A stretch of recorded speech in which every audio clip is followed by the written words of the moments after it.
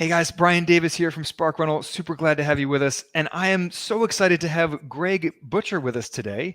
Greg was a lieutenant colonel in the U.S. Marine Corps. He now invests full-time in real estate through his business, Blue Sky Equity Partners. And he has a fascinating story to share with us from, service life in the Marines to real estate millionaire in the private sector or, in the civilian world. So Greg, thank you so much for joining us. Absolutely. Thanks for having me here, Brian. Yeah. So let's rewind the clock back to, you're still a Marine, you're still an officer in the Marines, less than a decade ago. Walk us through, how you ended up transitioning out of the service and, how you got into real estate from there. Yeah, absolutely. So when I found real estate, it was about 2 decades ago.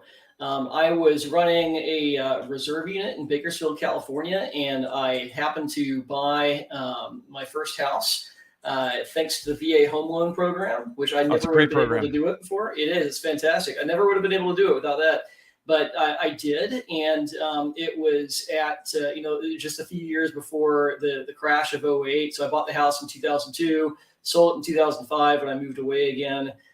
In the meantime, while I was there, someone gave me the book Rich Dad Poor Dad to read, which changed my life then, and it probably has a lot of your listeners. Oh yeah, the little purple book.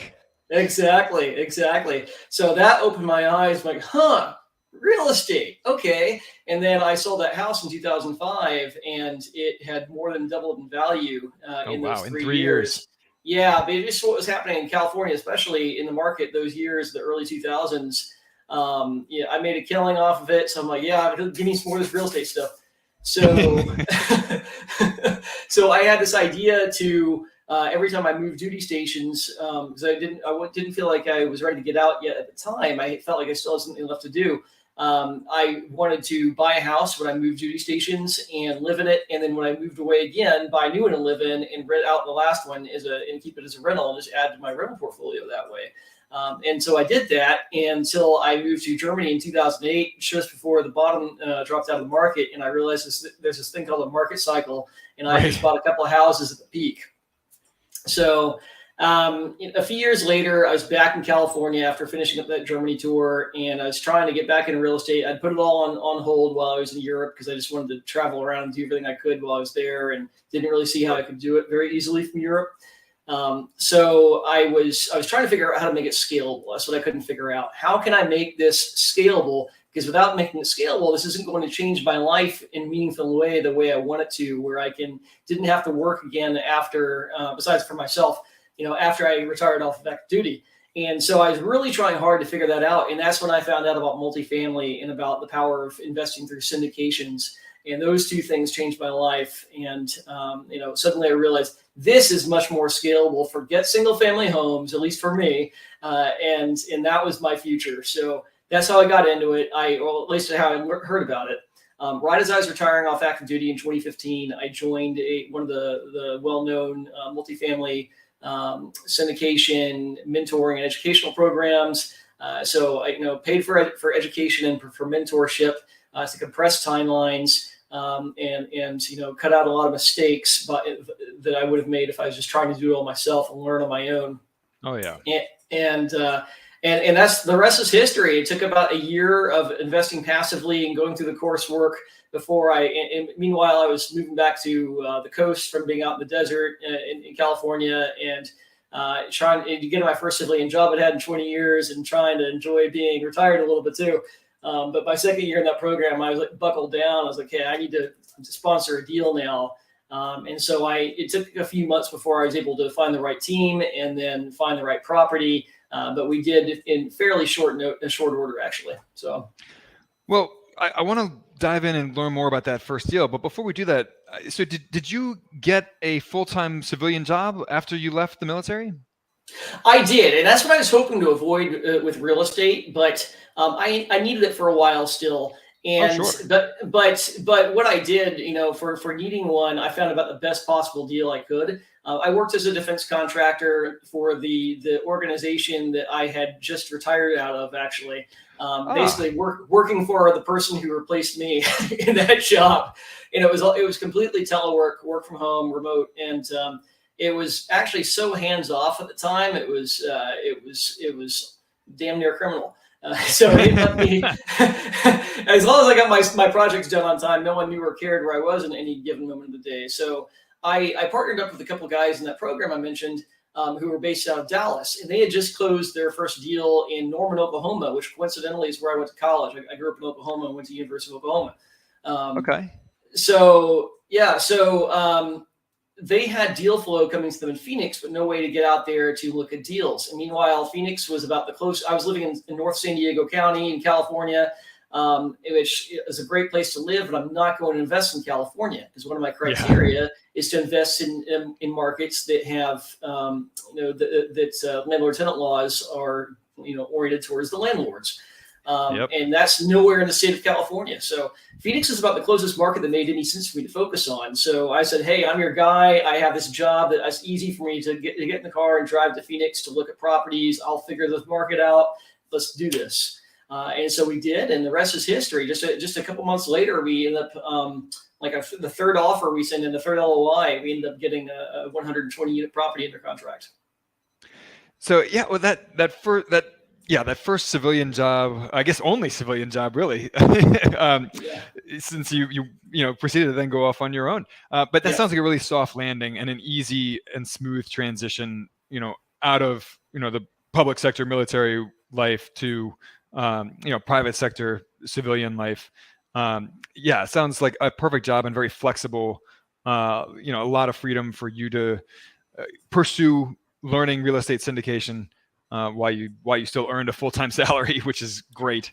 It absolutely is. And it's funny when you said that, just, it made me realize we've been hearing a lot about soft landings recently. Oh yeah. But that was really a soft landing, especially because besides the W-2 income coming in, I had my retirement pay started and everything like that. So it really was a very easy transition for me. Then when I decided to leave all the W-2 employment behind and work, and focus on my business entirely, still have the retirement pay coming in and everything like that. So it definitely is, a little bit of added support that a lot of people don't have the luxury of. Yeah, no, that certainly helps. Adds an income floor and a little bit of cushion. In my marriage, my wife she's a school counselor, so it's a low ceiling for income, but she also provides a floor for our household income, which frees me up to do things like run an online business, right?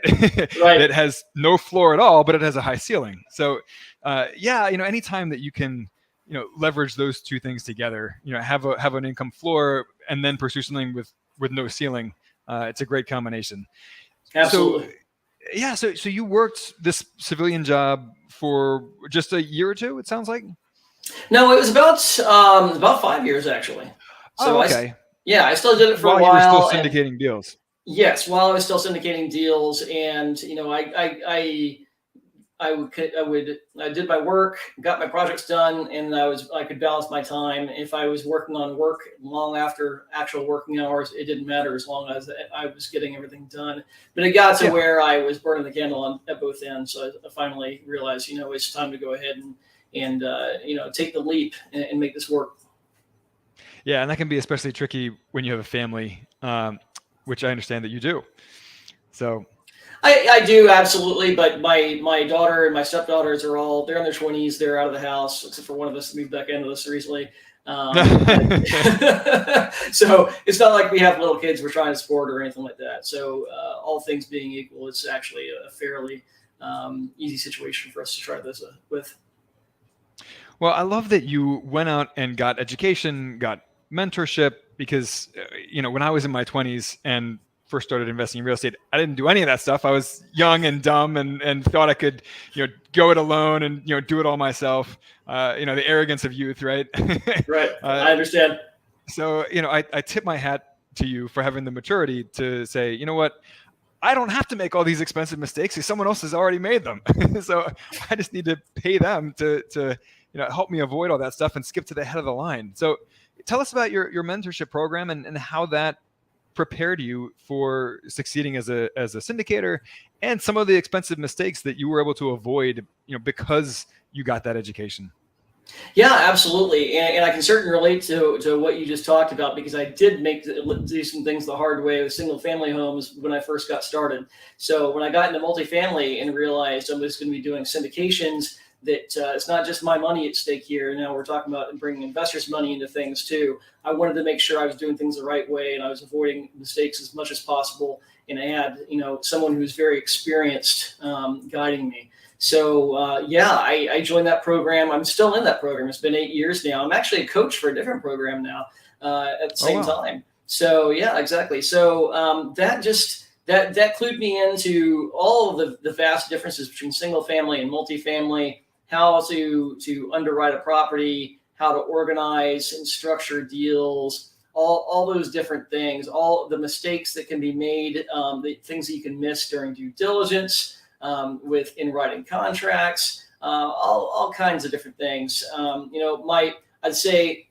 and of course, I continue to learn along the way too. I look back on the first couple of properties and I realized that my capital expense budget was too low. Our whole team's capital expense budget for the property was too low, and we didn't have enough built in to handle all the unexpected things that pop up long after your capex plan is done. Your plan might be done, but if you're holding the property for 3, 4, 5 years, you're still going to have annual, tree trimming, Things break. parking lot maintenance, Oh, all yeah. kind of stuff, all kinds of stuff that goes wrong, and so you need to have an extra contingency budget to handle those things. Otherwise, you're going to be paying for things out of cash flow, and that's the last thing you want to do. You want to save that cash flow for your investor distributions. So. Absolutely. So Yeah. you've done seven deals now, is that right? 8 total. I have 7 that are still active, and one of them's gone full cycle. Yeah, I was just going to ask if any of them have gone full cycles. Yeah, tell us about how that deal that went full cycle. How did it go? Yeah, went fantastic. That was that very first deal that I got in Phoenix in 2016. We held on to it for 28 months, just under 2.5 years, and we exceeded our 5-year projections in less than 2.5 years. Oh, that's So great.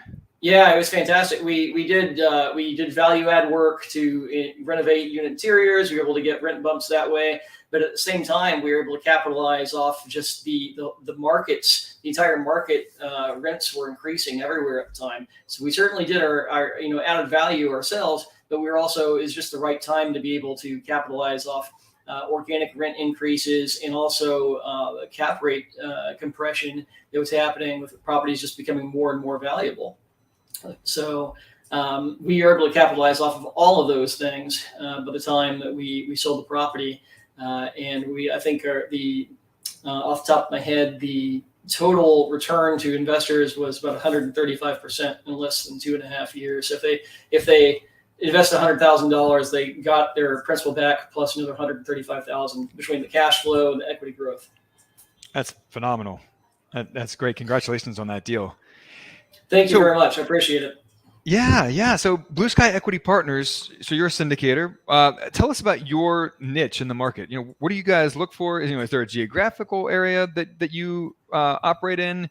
Is there a specific type of multifamily property or other type of property that you specialize in? Tell us about your focus, your niche as a syndicator. Yeah, absolutely. So Blue Sky Equity Partners is, we don't do deals completely on our own as a GP team. We do work with others right now to offer deals. So as far as my experience, I have been a GP on like a lead GP and an asset manager on deals in Phoenix and in Tucson, Arizona, one in Fort Worth, Texas, and one in Denver, Colorado.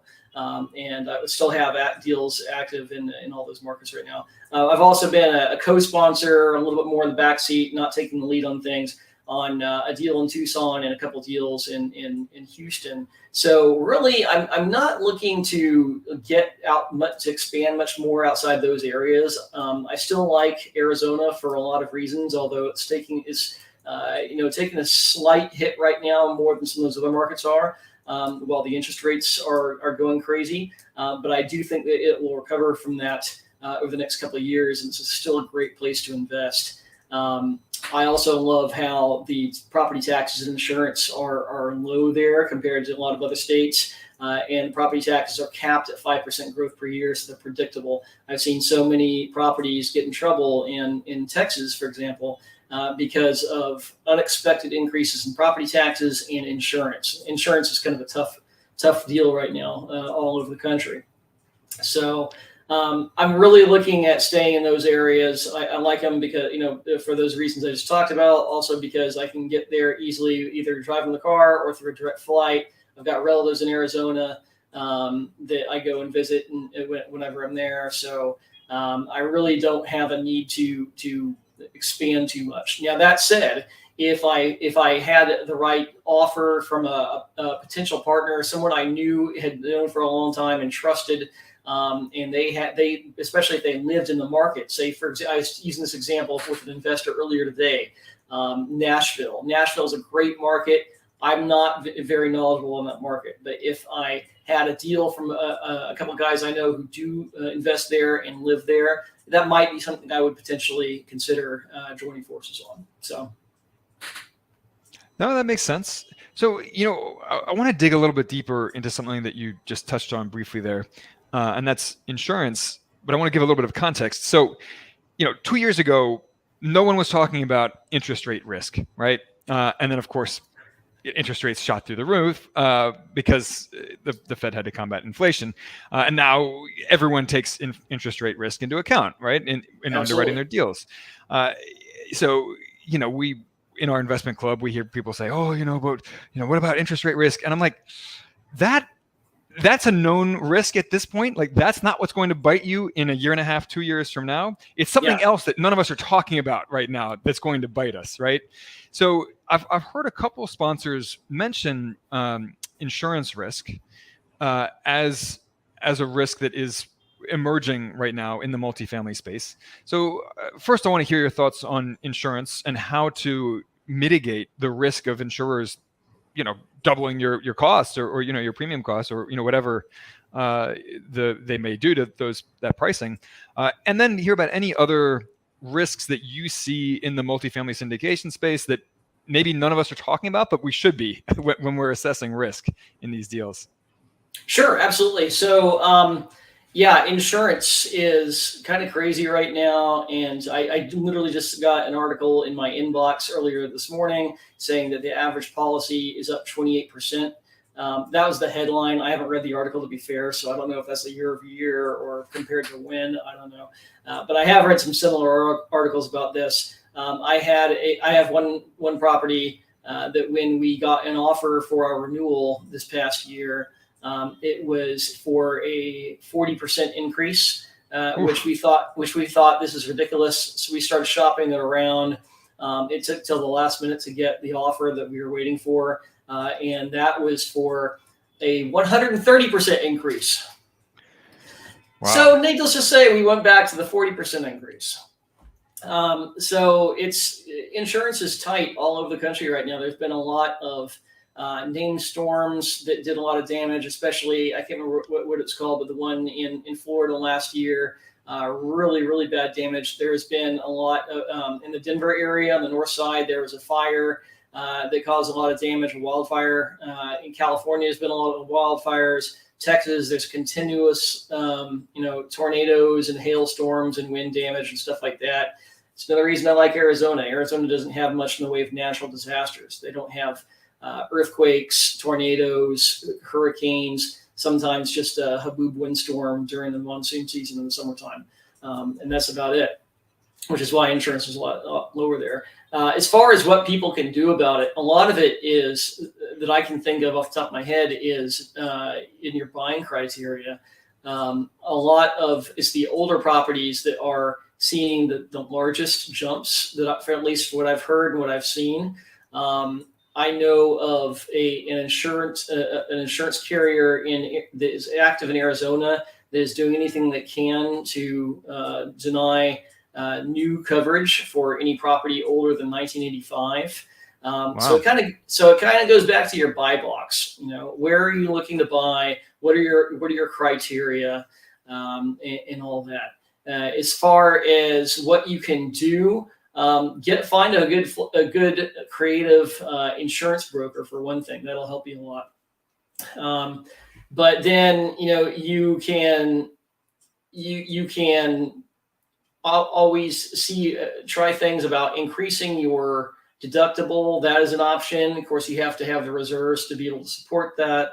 You can go to your property management company, and sometimes your property management company will have like a blanket policy that they utilize with a certain carrier that they can offer to all of the properties that they manage. And I have not had experience with that, but I've heard about that as a technique from people who are more active in Texas than I am, for example. And we do have a property our property management company is just investigating that right now. I've got a call a couple of days from now about that, actually.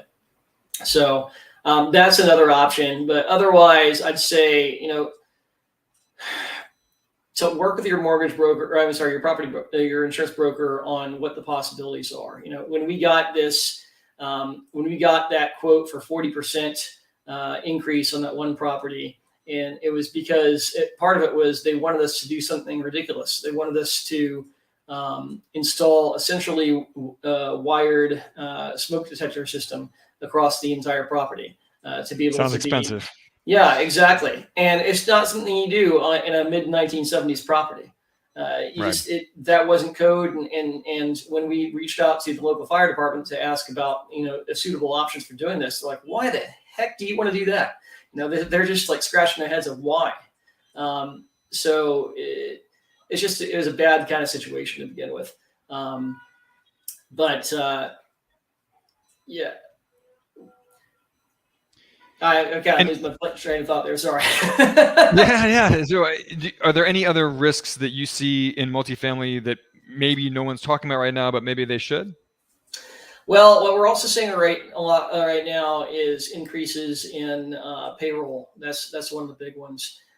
Just due to the normal inflation that has happened over the last few years. Now that property, rents are coming back under control. In most places they are stabilized or still increasing, but they're just increasing more slowly. There are a few markets out there where they're declining just a little bit, not a whole lot, but the market as a whole just taking a tiny bit of a dip. But meanwhile, the expenses are still increasing. Insurance is a big one. Property taxes is a big one, but also just things like payroll. As everyone's income catches up to all of the inflation that's happened over the last few years, we're going to have to pay our people more, especially with low unemployment right now. If you want labor market. Exactly. If you want quality employees, you're going to have to pay them for it. You got to pay them what they're worth. So you have to have the budget for that. So it's kind of a weird situation right now where some of our expense increases can be larger than our rent increases. It won't always stay that way, but for a couple of years, that's more common than not. No, that makes sense. Well, I want to be respectful of your time here, but I want to also hear more about what you guys are doing with Blue Sky Equity Partners. Where can people connect with you and learn more about what you're doing? And do you have any freebies that you can give to our audience members? Yeah, absolutely. So just due to my own background, we work as heavily as possible with the veteran community, but not exclusively with the veteran community. So that's just kind of who we're more aligned with. Sure. People can find us on our website, which is Blue Sky. It's no E in it, but if you put the E in, they'll still redirect to the right spot. So BLUSKY-equity.com. There will be a pop-up if you go there offering a free webinar that we have titled How to Recession-Proof Your Retirement with Hands-Off Commercial Real Estate Investing. And that's what we talk to people about all the time, is just the power of passive investing. When I got into investing in single-family homes, as I was moving around, I realized I still had to put more work into it than I expected to have to, even though I had a property management company. And for people who just really want to do their jobs and don't want to have, they want the income, but they don't want to have to manage the properties. They don't want to have to do a lot of extra work. They're raising families, and they just prioritize their free time and their family time over these kinds of things. Then passive investing is a really fantastic opportunity that makes a lot of sense for people. No, I love that. And I love the fact that you guys are serving a military veteran community as well. It's often an underserved community. So no, that sounds great. Greg, thank you so much for coming on the show and talking with us today. Absolutely. Thanks for having me, Brian. This has been a lot of fun.